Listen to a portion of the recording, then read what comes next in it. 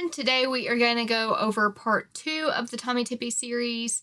In part 1, I covered what was happening with the pump, what I was seeing, what my testing was finding. This particular video is going to cover in more depth how I did my testing. That way you can understand where I'm at and how I came to these conclusions. It will also discuss the company stance, not only how they treated myself and others, but how they chose to address these concerns and the testing they provided to back their stances. Just diving right in, first thing first, I was dealing with their customer service team. Their customer service team took a really long time on any and all responses. It would be days, if not a week, before a response was actually made. And especially during the holiday season, they were off and they weren't responding at all. It was just a very painful experience on the customer service side. 9 times out of 10, they don't know what they're doing. They didn't know what they were talking about. They could not provide a standard troubleshooting for this pump, which we'll dive into that a little more later in this video. So customer service took a really long time. There were a lot of delayed responses. It could be many days, up to weeks. And even still, it was a lot of back and forth. There wasn't a standard of troubleshooting across the board for myself and others when we were all discussing essentially the exact same issues. And even replacing pumps was like pulling teeth in the beginning. Then it got to a point where customer service realized there wasn't a way to fix these pumps. So then they kind of just started sending them out more easily. But yeah, customer service was extremely painful. It is a third-party team. It is not Tommee Tippee directly. That was one of the things that Tommee Tippee stated was like, oh yeah, we're going to get rid of them. We don't like them. But it doesn't really matter because that's still who we were all dealing with. And even when Tommee Tippee responded that they were going to be replacing their third-party customer service team, that was still going to take months. And I don't actually know if they've even changed that now. I could check it, but if they tell you it's Concentrics, then yeah, Tommee Tippee never made a change to customer service. So there's your disclaimer there. I did ask customer service multiple times to be in touch with Tommee Tippee or the Mayborn engineers or just anybody higher up than them, somebody that is actually connected to the Tommee Tippee company. And that fell on deaf ears many a times. It turned into me being very blunt and rude, in my opinion, to get them to actually respond to that request and connect me to someone. Even when they did, they tried being sneaky about it. They connected me to Nikki, who was not actually Tommee Tippee. She was just higher up in Concentrics. But I had actually already worked with Nikki earlier on when that wearable pump had launched. I knew she was not Tommee Tippee. So when I addressed that with her, then I received an email from a Tommee Tippee employee. I responded to that email, and then she ghosted me. Then I ended up being in contact with a Mayborn employee, and everything just snowballed from there. So even that took months. So with customer service, then customer service being sneaky and trying to avoid me being patched to Tommee Tippee, immediately being patched to Tommee Tippee, and then ghosted with no response, just to be patched with Mayborn. Like, it was a lot. Their communication was never with the consumer in mind. It was never on my end appropriate because I had we made calls and contact. Well, no, you didn't. Well, yeah, we did. We called like a month ago. Okay, well, a month ago you didn't tell me you were calling. You didn't ask me if you could call. You didn't schedule a time. Their consumers or their customer service group would try like, oh, well, let's just do a video call today. Well, no, I'm already asking to be escalated. It's beyond a video call with you. Also, I'm a busy working mom. I can't just drop something to figure this out. Like, I'm the consumer. You're supposed to be working with me, not against me. It would also say things like, oh, well, we sent you a text message. There's no text message on my phone. There was never a text message on my phone. And then whenever you inquire about, well, you say you sent an email, you said you called, you said you sent a text message, why are these things not coming through? Oh, well, we use a third-party group to, integrate between UK and US, and it just must have got lost in the shuffle. It's not our fault. It's the third-party it was always an excuse. Not something that I find acceptable, nor a way to show your consumers, like, yes, we are taking charge. We are going to make this better. We are so sorry it happened to you, but we're going to make changes. The gaslighting I received from Mayborn specific employees is completely unprofessional and unacceptable. They blurred the lines on so many things, professionally speaking, that I find it truly appalling that a company would even begin to back those kind of employees or back that type of treatment. Because not only did this go from me as a consumer with the company, it also went from me as a consumer and me as a professional, as a lactation consultant dealing with this company, and their treatment got worse and worse. Honestly, with my clients that received direct Mayborn contact versus myself, my clients, while still not treated correctly, was still treated better than I was as a professional. Specifically as a professional trying to support and help their product in the US market. I don't know their thought process or how they think that's going to work out for them. It's not. That's not going to work, and that's not how we treat people. The amount of gaslighting that they do, even to their own employees or contract employees, I can't even begin to explain that away, because those are your own people. Y'all are supposed to all be a team, and when we're going back and forth at our own team members, but also literally everybody else outside of the company, that is just a very toxic situation and toxic meetings and just all of the things. Communication was awful through and through, from the start to the end.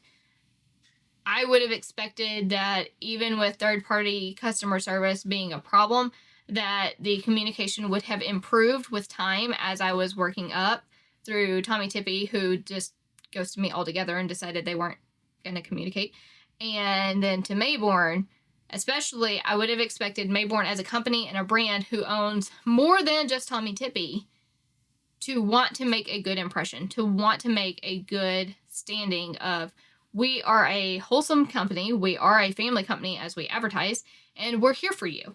The treatment that they provided was definitely not on point with the marketing and the brand standard, according to what they tell parents they are. Getting to the more nitty-gritty, because while yes, their communication was awful and they were gaslighting, if this was strictly a communication issue and it was they just can't communicate well, but they actually took the concerns and addressed them and could actually provide legitimate support, that wouldn't warrant a YouTube video. So I do just want to make that clear. This is a portion of that entire experience, but it is not the main focus.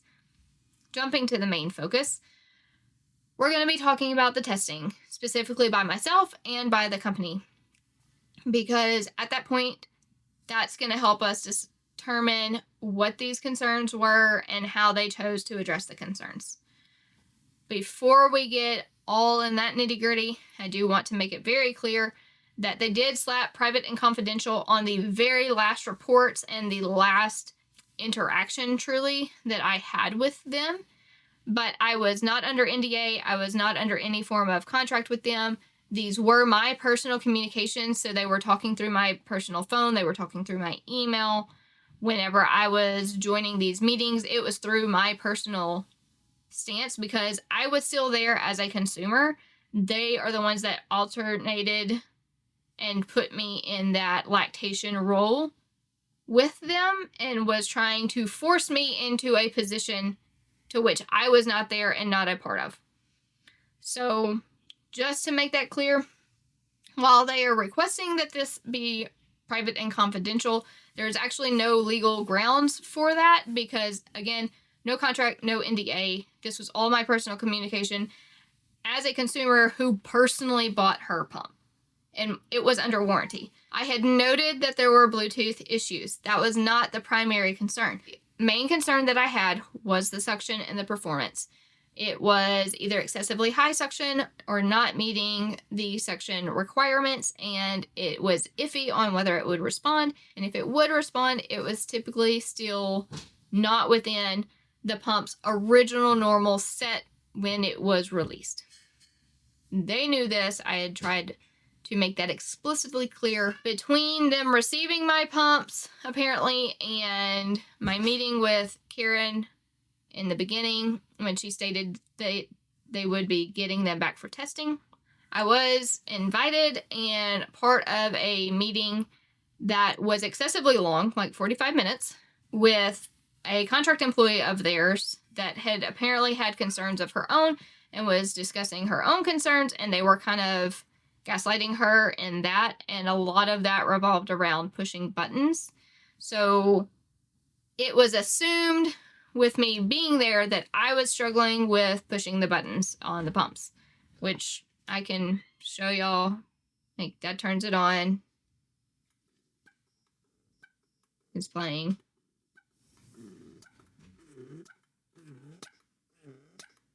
It's turned up. So now it's off. I don't feel like that warranted 45 minutes, but there I was for 45 minutes getting educated on the buttons. In that time, they also let that be known to me at that point that they were using additional apps, which, as we discussed in part 1, is a huge red flag for me. That should not be taking place. I then utilized that for testing the pumps that I did have on hand because, of course, my pumps had already been sent back.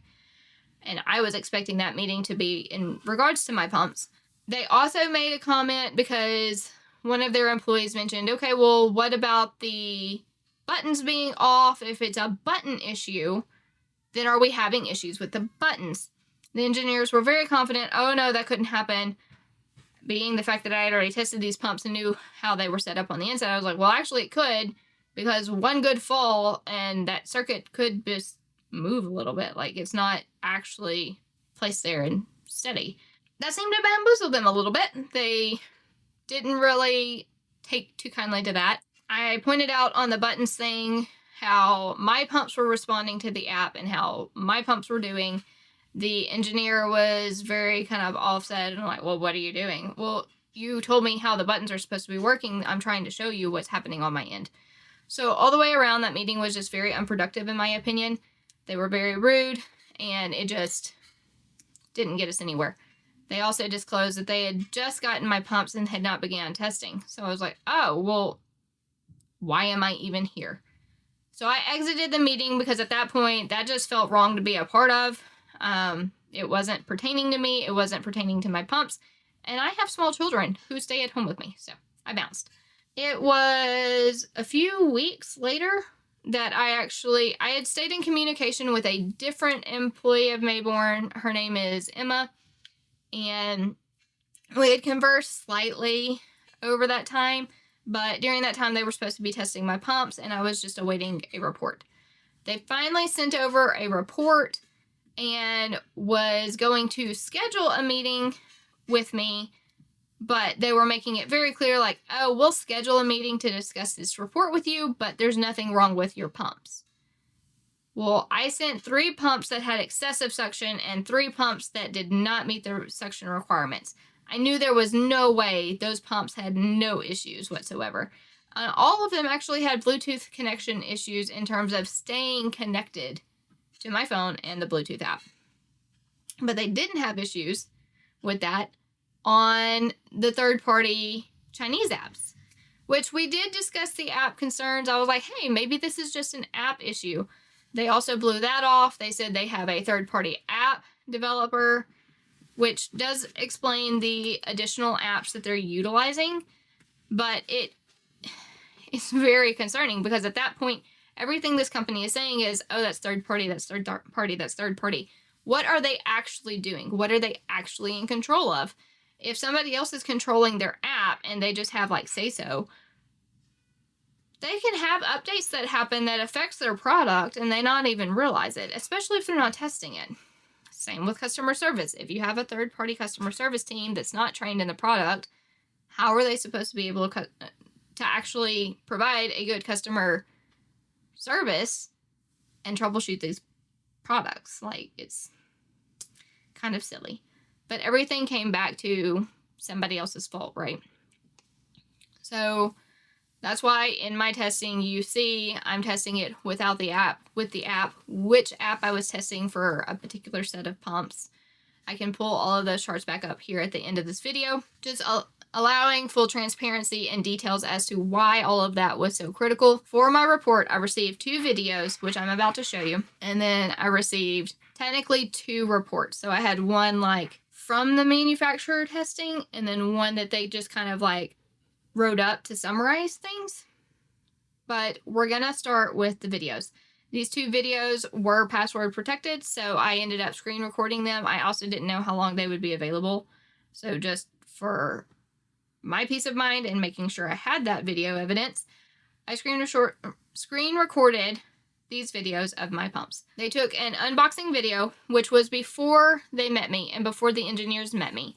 So they told me that they had received my pumps the day before that meeting that I was actually not supposed to be a part of. And there was a specific, because I included a note in my box to guarantee that I knew they were testing my pumps. I asked in that meeting what color was the note card that was included with my pumps. One of the engineers was actually able to answer it, and he said yellow, which is correct. So they took this unboxing video before they ever even met me. I will let you watch the video. You can draw your own conclusions on how you feel this video was done. But we're going to start off with that. So as you can tell, they're taking a really long time. They're kind of struggling a little bit. And then we're going to zoom in here on this note of mine. This is going to be the second video that they included in that report. Same thing. Basically what they did was they took the pumps, they labeled them, and then took a video connecting each and every pump to their app once. Keep in mind, the Bluetooth issues was not initial connection. I could always get that done. It was actually staying connected. That was the problem. So I do not feel like either of these videos is truly projecting a tone of we care and we're actually here to solve a problem. And I certainly don't feel like showing me a video of you labeling and connecting the pumps once to an app, which I don't know which server it is. It could be the UK, it could be the US supposedly. That doesn't really address my Bluetooth concern, and it certainly doesn't address the suction concern. Moving on from that, they wanted to continue focusing on the Bluetooth, so that's how they chose to take that, because we just saw it connect to that app. They clearly thought that was very important, even though that's still wrong. If they would have actually been listening to the concerns as provided, they would have known that the Bluetooth concerns was actually staying connected. You know, you shouldn't have to repair the app and the pump every single time you go to use it. And if you exit out of the app by accident and come back, you shouldn't have to repair the pump while it's pumping for it to connect to the app. Like, that is the problem. So again, these videos, before they even met me, so they didn't even have an opportunity to have a skewed opinion, is very unprofessional in my opinion. It does not provide a level of confidence in, we are here to figure this out. These are our products that we take pride in, and we take these concerns seriously. This is their summary report that they did.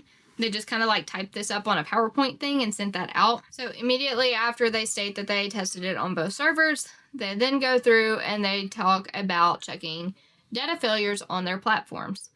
So they are saying that there is a failure for pairing is 1.2% in the US based on 11,754 devices. Okay. Pairing failures for initial failures is not what is being discussed here. That is not the actual concern. Also, there is no way you can tell me that you have sold 11,754 Tommee Tippee wearable pumps here in the US. They actually do not sell well. They are being stolen off the shelves in Walmart and then being sold on Mercari for like $40 to $100 and still not selling. So there is no way that that pump has actually sold that much. If it was, then you would actually see Tommee Tippee users quite frequently. And we would actually hear a lot more complaints because their pumps aren't working far more than we have. So that number right out the gate is clearly skewed because I'm not worried about initial pairing. They're not listening to me on that concern. And there is no way they have sold that many breast pumps. So at that point, they have to be talking about other things like their baby monitor and other electronic smart devices that they sell for that to even exist. So I do not appreciate that. For me, that is a form of gaslighting because I know full well there is no way they have sold that many breast pumps and that rate is that low because, again, I'm not discussing initial pairing of their pumps. Even still, if you go out and poll their consumers and their moms using the product, they will tell you that was pretty hit and miss. So I know that's not just a me issue. Next, it talked about that the European server was also checked for data failures, which, again, I don't know why. I am not discussing, and I did not tell them that my consumers and the moms that I was supporting as a lactation professional was in the UK. That was never a concern. So why that information was also included, other than a form of gaslighting, I'm not really sure.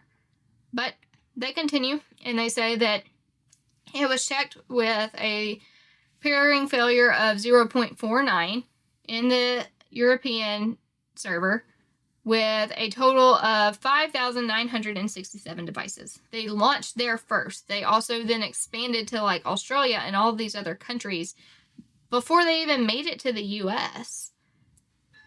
That might actually be a legit breast pump sold number. I'm not sure. That's not where the majority of my clients come from. Moms, if you are in the UK or even Australia and you have the Tommee Tippee Wearable, is it really that widespread? Is there enough that you would be like, oh yeah, I could totally see 6,000 moms walking around with that breast pump? Let us know in the comments. Is yours working right? Apparently it's enough that they needed to include that in my report, so let us know. Moving on to the final page of their summarized report, it's talking about that they tested the returned pump's pressure.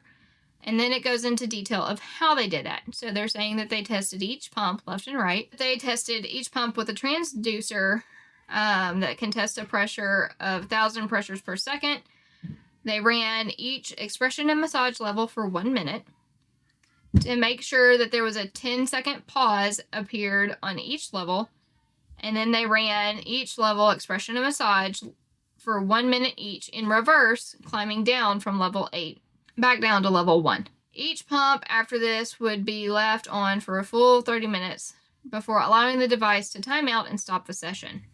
See the next document for our test report and report covering the pump's initial testing, which was then repeated over 3 days with no issues with all specifications. 1. As a mom and consumer using a breast pump, if I am trying to get the pump to respond, whether that be turn up the suction or turn it down, I am not going to wait a full minute to even see if the pump is going to respond. It either does or it doesn't. It is really that simple. To sit there and have to make sure that there was the pause, so that venting, it sounds like. But it also talks about that they ran each expression massage level to climb it up to level 8 and climb it back down to level 1. But then that's not testing massage mode. So I still see discrepancies there. I'm not happy with that testing because it's not conducive to actual reality of how this pump is going to be used. This is skewing it on the data because, well, we can sit there and skew it all day long and find ways to lab test it to make it look like it works, when in reality, when you're actually using it as a user, that doesn't work. If you're on level 4, but you're receiving level 8 suction at 253 mmHg or above, and you want to turn that down, you're not going to be satisfied waiting a minute, let alone beyond a minute, which is what my testing showed. Have issues right out the gate with how they tested it. The flip side to that is I actually tested these pumps the same way. So there was enough communication between I and them that they were concerned about the time being given because they were like, oh, well, you're probably not pushing the buttons right. Then it was, well, you're just wanting an instantaneous response and you need to provide it time. So I actually did my testing pretty dang close to how they wanted it done, according to the report, because I did give each level a minute before taking the readings and changing the levels. That's the summary and just those thoughts going through that. So this next report that they sent me is technically a 4-page document. I'm going to skip the boring stuff because there's also like emails and things attached. But the first 2 pages is simply a front view. So a front view and then a top view of my pump to show the labeling and all of that, and basically listing out its information like the batch code and the IDs and all of that. On that second page, they cover that samples were tested within tolerance, the environmental conditions to which they tested them in, and they also stated who did the testing. So they had their junior test engineer. And that's all it says.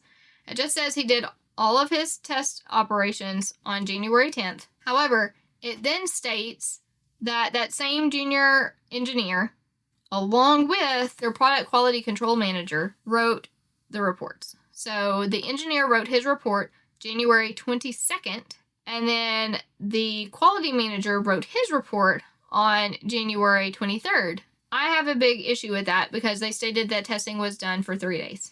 Clearly, testing was only done for 1 day. Can that be done? Absolutely. I did that. I also tested it for multiple days in a row just to make sure that all the wild inconsistencies were actually wild inconsistencies. He literally only tested on the 10th. But then we waited 12 days. That's not a holiday time frame. They weren't like off work. They waited 12 days before writing their report, which I have issues with. And then the next day, the quality manager gets it and writes his own report afterwards. They claim they did testing for 3 days. Writing your report is not testing for 3 days. You tested for 1 day, and then you spent 2 days of that 3 days writing a report 2 weeks after the fact. A lot can happen in 2 weeks, and the mind does not actually remember all of the details that well. That does not provide quality of care, in my opinion. Next, it goes through, it does list that there were 6 rest pumps received, and then it goes through their testing methodology. So where they were testing it, what they were testing, how they were doing it. So they were using a 24, just as we all do. And then it lists the equipment used. The transducer that they utilized, the air piping, which is just rubber tubing, and then their plug, what they were using to fill it. So this is the Medela gauge. This, they apparently have their own. It's a very cheap setup. Realistically, I could redesign basically all of theirs except for their specialized plug, which even then I could probably do myself for a little over $1,000. Truly, a little over $1,000, and I could probably have whatever it is that they were using. Getting to the nitty-gritty of page 3, I'm going to show this chart, which is the test results that they provided. As you can see, they say all my samples, so they list my 6 pumps, and they simply just say that they passed. But I only have this one chart. Page 4 is nothing more than stating that all 6 samples were tested within the tolerance of negative 337 mbar, plus 30 or negative 0, meaning it didn't go any higher than 337, but it could be lower by 30. So jumping over here to the chart, I wanted to point out the specific irregularities that I see that shows very poor testing done, in my professional opinion, and that they are strictly trying to cover things up. Up here, again, we're going back to my 6 pumps that they listed. That's great, except they don't even say what pump we're looking at for this chart. They didn't even bother to sit there and acknowledge, like, oh yeah, sure, all of your pumps passed, and this particular chart is this particular pump. They didn't do any of that.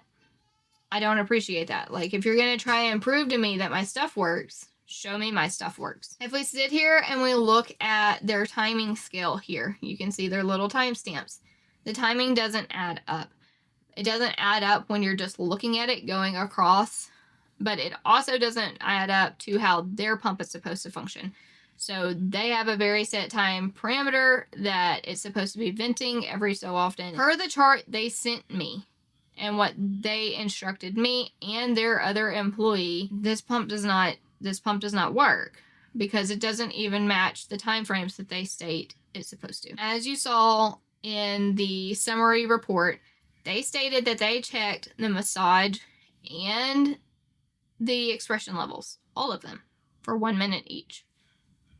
Except I'm missing one here. On the far right, we can see that is massage mode. It is significantly smaller. There is no venting session happening there. That is massage mode on their pump. However, if we come over here to the far left, there is no massage mode.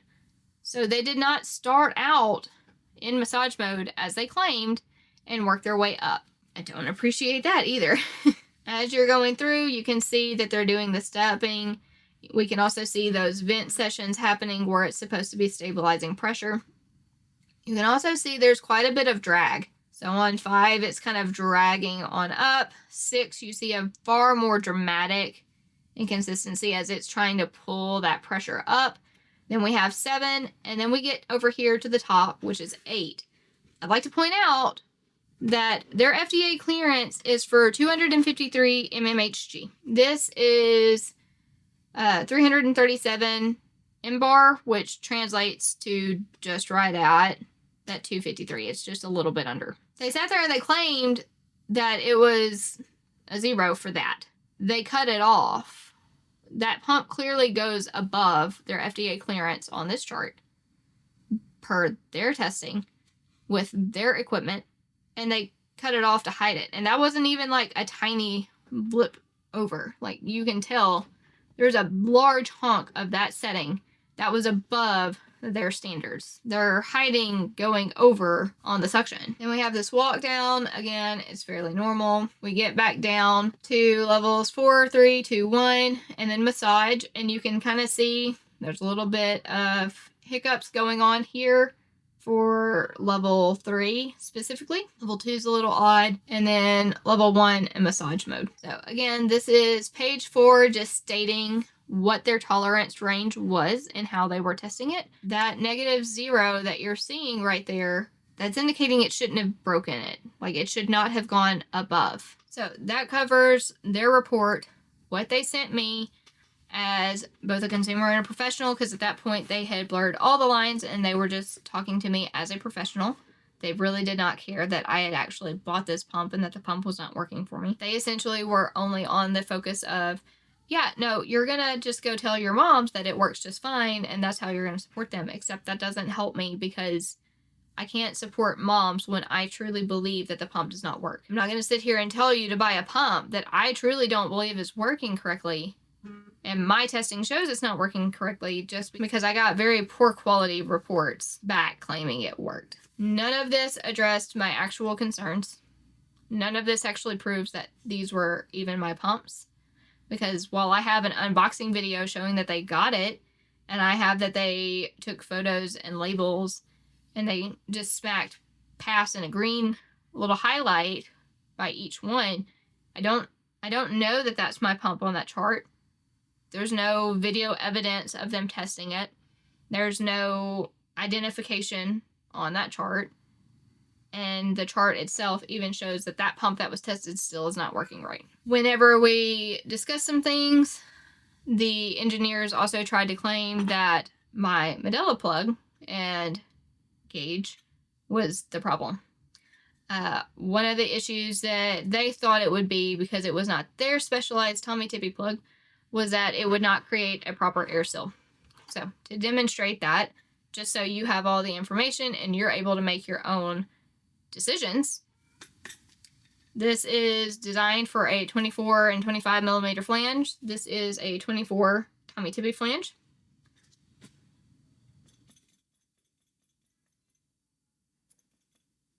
So if I turn it around, it's not going anywhere. It's truly not. There is a really good air seal here. In fact, when I remove it for you, there's a very clear breaking of the seal. I think at one point they were trying to make comments, well then at that point the air seal was too tight and that would affect the pressure. That's not a thing here. Especially because as shown in part 1, this has enough gaps everywhere. It has natural air leaks in it that allows for depressurizing to happen, which is also why when they stated that they let it run for 30 minutes and then shut it off, that doesn't really prove anything because the pump naturally depressurizes. That's what it's gonna do. I showed you that in my own videos. You've seen their testing, you saw the report that they did and what they call to be a thorough job addressing these concerns and trying to put these concerns to bed, essentially. Now, I'm gonna walk you through my testing and how I got that. You see me tear down these pumps on this channel quite a bit. It's more than just educational reasons. I'm actually in these pumps, testing these pumps. I'm learning the mechanics of each pump and how they're operating. And that way, when things do go awry, I'm able to actually kind of troubleshoot and try and figure out, okay, what is actually happening here? I did the same for Tommee Tippee. I believe I mentioned it in the first video, but I not only tested it on its testing lead, so the circuit has specific areas where you can just test it there without actually doing the reverse and doing all the nitty-gritty on the back of the circuit. I actually did it both ways. So my charts that are here are via the test leads, but I actually did quite a few pumps the other way, which we'll look at videos of. That way I could guarantee that my numbers were actually correct and that things were going right in terms of the testing. So here's that video. You can see where I had flipped the circuits and I'm testing the backside of that. Here's more videos where the circuits are just standing as is. That's what was used to create these charts that you're seeing of mine. And the same testing was done. So again, each pump was given 60 seconds to reach pressure on that particular level before changing the levels. And at that time of 60 seconds, the high and load values were recorded before moving on to the next level. An additional test that I did, this was because I knew about it. I had not specifically mentioned it to Tommee Tippee, so that's not something that they tested. But I went and was testing from level 5 to massage mode. So what happened if you went from stimulation into expression? Let's say you had gotten up to level 5 on expression and was pumping, and then you wanted to trigger another letdown and jump back to massage mode. Used to be a feature for the Tommee Tippee. In fact, it was a really important feature because it was one of those things that kind of stood out as like, see, Tommee Tippee has a constant suction pump and they allow you to go stimulation and expression back and forth, whereas Willow over here wouldn't. Like, that was a direct comparison of, hey, we give you all the options and control to use this, whereas our competitor Willow doesn't. So it stood out, and it was something that I tested, and you'll see that here. At that point, I also would jump from level 5 and then immediately hit the massage button at that 60-second mark, and then I would track to see how long it took for that pressure to stabilize. As far as my equipment used, I was using the Medela gauge. That is a industry standard that everybody has acknowledged for quite some time now, and it's readily used for a lot of different testing. So again, pulling these charts back up, you can see where they stopped short. I was starting on level 1 because I did not have massage mode option, because you only have that with the app. So anything that started on level 1 was the manual, just the buttons, which rules out the button concern because they thought maybe we just didn't know how to press buttons, even though it was, most of this was app controlled, as you can tell from my chart. All of these others are starting on massage mode, and you can tell the wide variances here. Then as you look through all of the different step ups, you can tell which pumps were not meeting suction, and then including one that the entire time it basically wasn't meeting suction, and then it just like shot on up there. And then the other ones that were struggling and either meeting suction or exceeding, either way. But then to go into detail of that, this is a graph of that chart. So you're able to see what my numbers actually look like. Over here, you've got what each level was, low, high, the batch number for the pump, the hub, and how it was done. This is the remaining 7 tests. that was done, you're just missing those labels. So I'm not going to stay on there long, but again, just so you know where all of those lines are coming from, there are more pumps. It's just not all fitting on this slide. Okay, so as you can tell, we can start off just with massage. If there is something that's voided, that's because it was not being used with the app. So even up here it says without Bluetooth, so we don't have access to that. But for the rest of these, you can tell that massage varied greatly.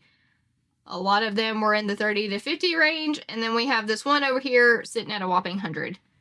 I don't know about you, but that's, if I'm expecting like, you know, a 30 to 40 suction, you jump it on up there to 100, I'm gonna be a little surprised. And then jumping over here to where the rest of these were, again, you can see there was a few that were voided out, and then we had the same, we weren't starting at a baseline of 0, and then the suction was higher on the high. I'm gonna say over here, you can see the levels all the way up to 7. I'm just gonna go back and forth at that for y'all. And then jumping over here, you can see the high of level 8 up top, and then these are my times to stabilize. So time to stabilize in my testing, and what that means is I went from level 8 to level 7, and how long it took to start reading at level 7 suction that pump had given me per the high and low swings. So you can see at start, it's not too terrible. If it was voided, that's either because it took far too long and it was just not getting there, or like it got stuck, or that it was voided because it couldn't do that because it never even maintained suction to begin with. So for example, you can see that void over here on the far right. If you look up top at that level 8 high, it was at 115, so it already didn't even meet suction. There was no way to actually walk that down. So going through, y'all can see there's a lot of times here that ended up voided because of how long it took to cycle down. And then even down here on the stabilize to massage. So again, that was level 5 to massage mode. We've got a minute plus, a few seconds over here and over there. And then one that's over 3 minutes long. Jumping over here to the second side, we've got all of these. Again, the very top is the high of level 8. And then we're stabilizing down from there. You can see multiple 2 minute and above pressures, and the time to stabilize just varying widely. So those are my charts on the suction level and just showing you what was taking place. Lastly, the other chart that we covered for part 1 was without the app, with the app, and then with the Chinese data mining app. That again is this chart. If it's the dotted line, it was manual without massage mode.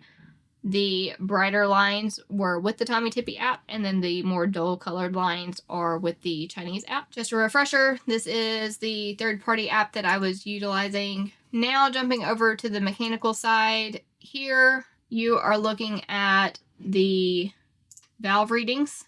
So this is on the walk up, what that valve is reading in terms of voltage that it is requiring to operate and using. This is the voltage on the walk down. You can tell it is all over the place.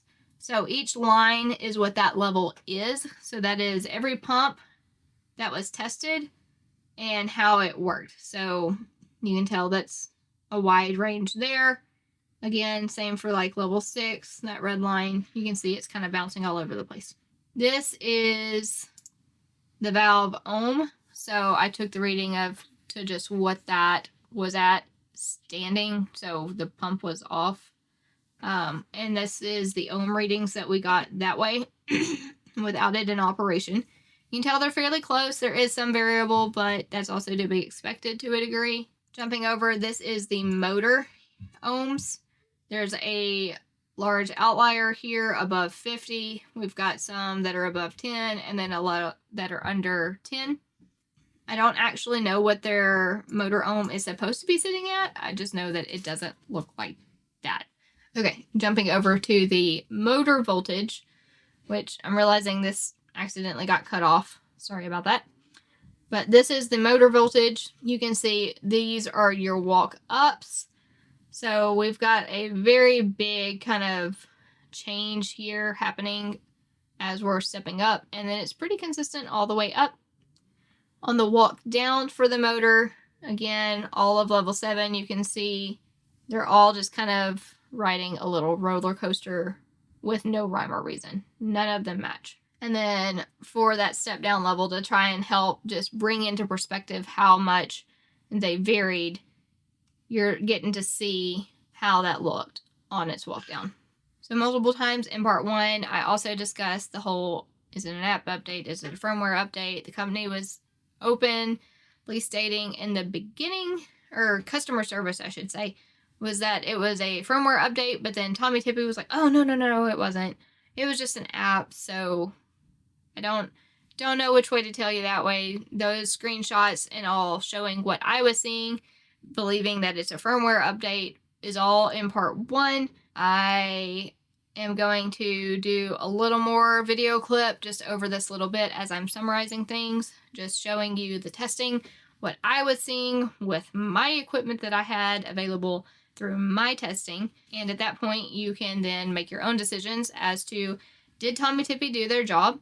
Did Mayborn do their job? And their engineers do their job in terms of actually listening to these concerns as valid concerns and thoroughly trying to test and rule that out? Or is it a company that really has very low quality and low work ethic and isn't actually putting their consumer and their products that they're producing for consumers at a high standard to which it should? Looking at these videos, looking at their charts, and then even mine, what do you find to be a working pump? Do you think these pumps are working? Let me know down in the comments. Overall, with the entire process, I will not be recommending a Tommee Tippee product. The pump itself is not engineered to be safe. There is no safety features. So one of the things, while it's annoying about Willow, it has a pressure sensor in it, and that does trigger quite a bit if something is wrong. It's a safety feature. It's a constant suction pump. I personally think that's needed. Tommee Tippee and Babyation are the 2 pumps out there that are running constant suction without any fail-safes. There's nothing in it to catch these errors. There's nothing in it to prevent overpressurizing. As you can tell, multiple times I had readings excessively high, including a pump that was up in the 300 mmHg.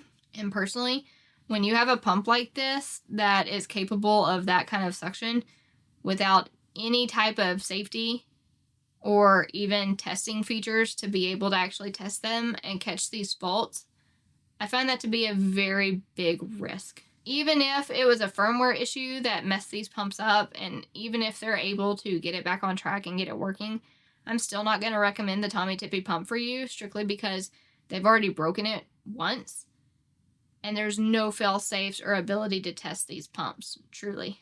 I can't tell you why the voltage was off that much, because every single pump was so wildly different. There was no way to sit there and go, oh, it's mechanical, oh, it's firmware, it's this, it's that. I can't actually sit here with confidence and tell you what's causing the failure. I personally believe there's multiple points of failure here that's causing just the overall volatile reaction of this pump. All I can tell you is it's not safe. It's not guaranteed to work for you, even if you did get it, because it might not even have a suction. I hope this backs just my stance where I'm at. I hope you find this to be very informative.